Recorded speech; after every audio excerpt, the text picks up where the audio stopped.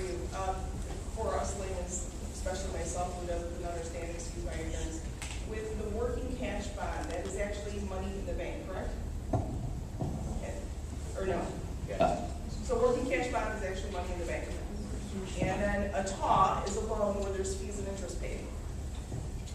Correct? I'll explain all that. Okay. I was just curious, because Okay. normally if I had money in the bank, I would get interest on it, but you're saying that on a working cash bond, there would be money paid out. The way the working cash, there were two different referendum questions. The 6 million was different than the 8, the 10, and 20. With the 20, they will issue bonds shortly after it's approved. They'll get $20 million immediately. So it will sit in the bank. And I believe they were factoring in some of the interest income. Is that where you're getting at with that?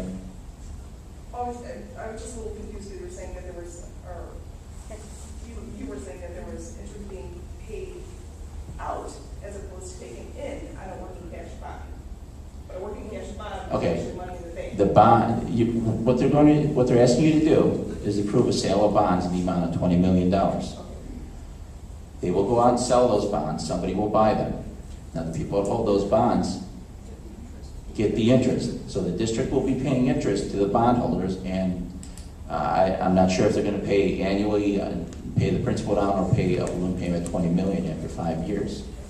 So the holders of these bonds will collect interest semi-annually, usually on a bond, and we will have $20 million in cash that the district will use, and the taxpayers will make the payments to pay those bonds down over 5 years. All right, I got a silly question for you. Would it behoove us as a community to go ahead and approve that when you're like, kind of like when you refinance your house, when you cash out to pay off all your other debt, now you have your lower payment? Would it be better for us to go ahead and get that 20 million and like with all the, I didn't know about this, but I'm trying to get involved and educate myself. But with all other stuff, like you guys were saying, at the 9.5% interest with the building of the old quarry and all the other little things that we have out there, would it be beneficial to go with that and just pay everything off, or is that not even an option? It'd be good business, but you can't call them. You can't retire those bonds early. They're non-callable. So the holders of those bonds get to hold them to maturity. Oh, okay, maybe, let me try this. What happens is, Dan, I need some money, and Dan has $20 million he wants to loan me. He wants me to pay him interest. I don't want to do it, but he wants me to pay him interest, okay? Now, I can get that $20 million from him, and I can put it in my cash account, in my bank account. I still owe that money. I'm not like cashing out on a sale of a house and having net money that I keep.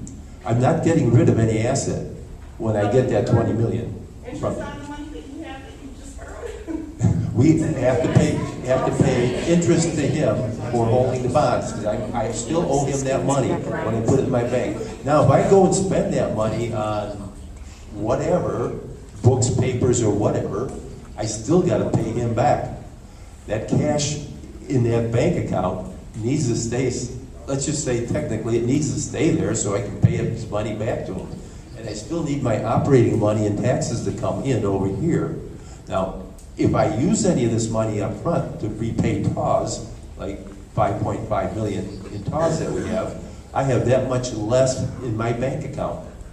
Okay? So now I'm going to have to get money from the taxpayer to get the additional 5.5 plus whatever else I use out of there to be able to pay him back his $20 million. So we're not selling an asset to get $20 million and then we'll be clear. We're actually borrowing money. That is a loan. That's a long-term payday loan until, the time we pay it off. I think that also, the short answer is, and this happens at the state level, happens at every level of government, there are people that don't understand the difference between debt and assets. And it seems to me that's what you guys are explaining, essentially. Depends I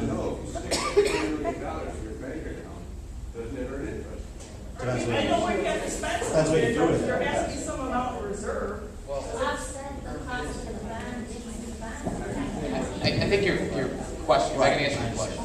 I think this is, Actually, this is a important question. So you get that $20 million, you're paying an interest rate to pay it back. how do you arbitrage it so that you're putting that money to work, so that it brings back the necessary interest income? You're saying, if you You sell get the, 0.5%. Right. You'd be paying Yeah. 9 or 10% or whatever it is he's gonna charge me for. He wouldn't charge me 100%, I don't think, interest, but whatever he's gonna charge me for interest is gonna be a lot more than I'll be getting back on. let's the try to bank account. speak like realistic numbers. Probably the interest rate we're gonna pay on those $20 million worth of referendum bonds is probably in the neighborhood of 4%, 4.5%. Okay, so you're gonna use 5.5 million to pay off your current TOAs. You're gonna need to rebuild our working cash fund. It used to have $5.5 million in there, so you're gonna do that. What are you gonna do with the rest, is the question. You're gonna put that in the bank account. Actually, there's plenty of options you can have. You could put that money in a bank account, and you're not gonna put it somewhere that's gonna earn more than your 4.5%. You're gonna lose money every time. You're paying more in interest than you put it in the bank. But maybe a smarter solution, I don't know if the current board has thought about this, is why would you sell all 20 million at once if you don't